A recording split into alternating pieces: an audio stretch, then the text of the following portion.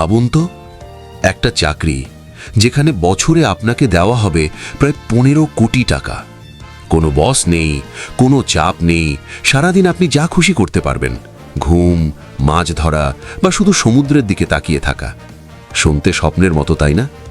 কিন্তু এই চাকরিটাই পৃথিবীর সবচাইতে ভয়ঙ্কর চাকরিগুলোর একটি।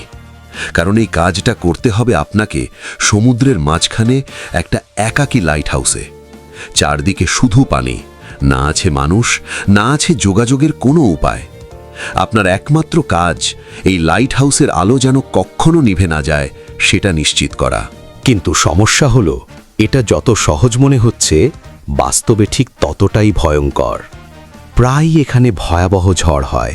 সমুদ্রের ঢেউ এতটাই উঁচু হয় যে কখনো কখনো পুরো টাওয়ারের ওপর দিয়ে পানি চলে যায়। একটা ভুল, একটা অসতর্কতা, আর আপনার জীবন শেষ। তাহলে প্রশ্ন হচ্ছে, এত ভয়ঙ্কর জায়গায় এই লাইট হাউস বানানোই বা কেন হলো? এর উত্তর জানতে আমাদের যেতে হবে কয়েক হাজার বছর আগে, যখন পৃথিবীতে ছিল না কোনো জিপিএস, না ছিল আধুনিক জাহাজ। মানুষ ভরসা করত শুধু সূর্য, চাঁদ আর তারার ওপর। তখনকার সময় সমুদ্রপথ ছিল খুবই বিপজ্জনক। একবার এক বিখ্যাত নাবিক ক্যাপ্টেন মারিয়াস রাতের অন্ধকারে সমুদ্র পার হচ্ছিলেন। হঠাৎ করেই তার জাহাজের নিচে থাকা পাথরের সাথে ধাক্কা লাগে। সেই সময় জাহাজগুলো কাঠ দিয়ে তৈরি ছিল, ফলে খুব সহজেই ভেঙে যেত। আর এই ধরনের দুর্ঘটনায় অনেক জাহাজ ডুবে যেত, মারা যেত অসংখ্য নাবিক। এমনই আরেকটা ঘটনা ঘটে ক্যাপ্টেন এলিসের সাথে। প্রচণ্ড ঝড়ে তারা পথ হারিয়ে ফেলে। চারদিকে অন্ধকার, আকাশে কোনো তারা নেই। দিনের পর দিন তারা ভেসে বেড়াতে থাকে। খাবার শেষ, পানি শেষ।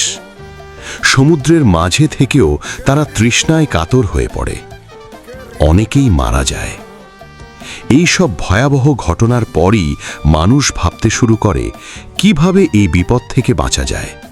ঠিক তখনই আসে এক অসাধারণ আইডিয়া, লাইট হাউস। মিশরের আলেকজান্দ্রিয়া শহরে প্রথম বড় লাইট হাউস তৈরি করা হয়। শাসক টলেমি দ্বিতীয় একজন স্থপতিকে দিয়ে তৈরি করান এই বিশাল কাঠামো। এর নাম আলেকজান্দ্রিয়ার বাতিঘর। উচ্চতা প্রায় 384 ফুট, পুরোটাই সাদা পাথরে তৈরি। এর মাথায় সব সময় আগুন জ্বলত, যা দূর থেকে জাহাজকে পথ দেখাতো। এই লাইট হাউস এতটাই গুরুত্বপূর্ণ ছিল যে এক সময় এটাকে পৃথিবীর 7টি আশ্চর্যের একটি হিসাবে ধরা হতো। এরপর ধীরে ধীরে পুরো পৃথিবীতে ছড়িয়ে পড়ে লাইট হাউসের ব্যবহার। কিন্তু শুরুতে একটা বড় সমস্যা ছিল, আলো বেশি দূরে যেত না। পরে বিদ্যুৎ আবিষ্কারের পর বাল্ব ব্যবহার শুরু হয়, আর সব কিছু বদলে দেয় একটা বিশেষ লেন্সের আবিষ্কার। ফ্রান্সের বিজ্ঞানী ফ্রেনেল তৈরি করেন এমন এক লেন্স যা আলোকে অনেক দূর পর্যন্ত ছড়িয়ে দিতে পারে।